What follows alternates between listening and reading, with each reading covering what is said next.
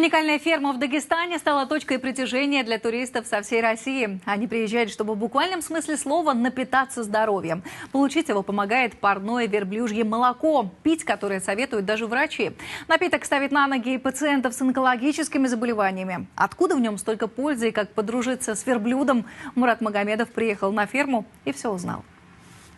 Эти кадры словно из восточной сказки. Рассвет на берегу Каспия встречают африканские и арабские верблюды. Выглядит, конечно, эффектно, но актеры упрямые. Давай, пошла. Вперед. Ну иди прямо. Давай, пойди. Иди, пожалуйста. Двугорбый отказался идти. Нашли другого, более послушного. На ферме 130 голов. Это одна из самых больших молочных верблюжьих ферм в России. С одной стороны, хочется погладить, но с другой стороны, я его боюсь, потому что он может укусить, а может и легнуть. Мне кажется, он собирает слюну. Фермер Виктор Говоров, пожалуй, первый и пока единственный в Дагестане пастух на мотоцикле. Верблюды свободно пасутся на берегу моря, нередко заходят в воду. Виктор знает подопечных, как говорится, в лицо. Всем дал имена. Они нашли общий язык. Как их не любить? Вот. Ты моя красотуля.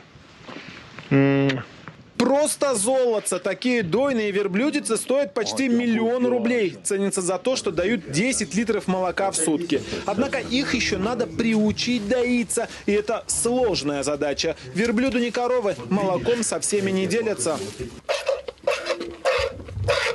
Каждое утро на ферме собираются те, кто хочет выпить парное верблюжье молоко. На вкус жирное, вкусное и сладкое. Очень приятно. Некоторые считают его панацеей, мол, помогает даже в самых безнадежных случаях. Айзанат Шаихова решила на себе проверить исцеляющую силу молока. Женщина приехала из Петербурга на дагестанскую ферму, словно в санаторий. Да, я приехала, конечно, в таком состоянии после химии. У меня онкология.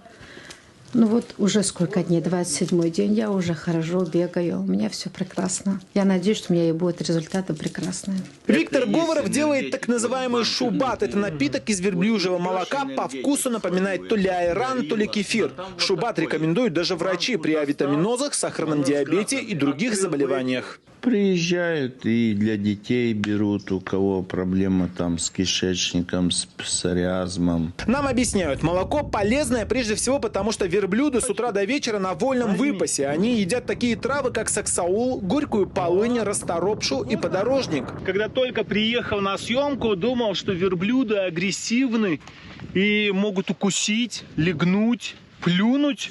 Но оказалось, все не так.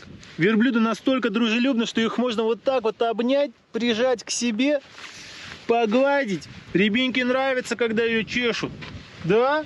Эта ферма с верблюдами может легко стать новой точкой притяжения туристов. Но где еще у моря увидишь такую экзотику? Мурат Магомедов, Рамзан Рашидов. Известия специально для РЕН-ТВ.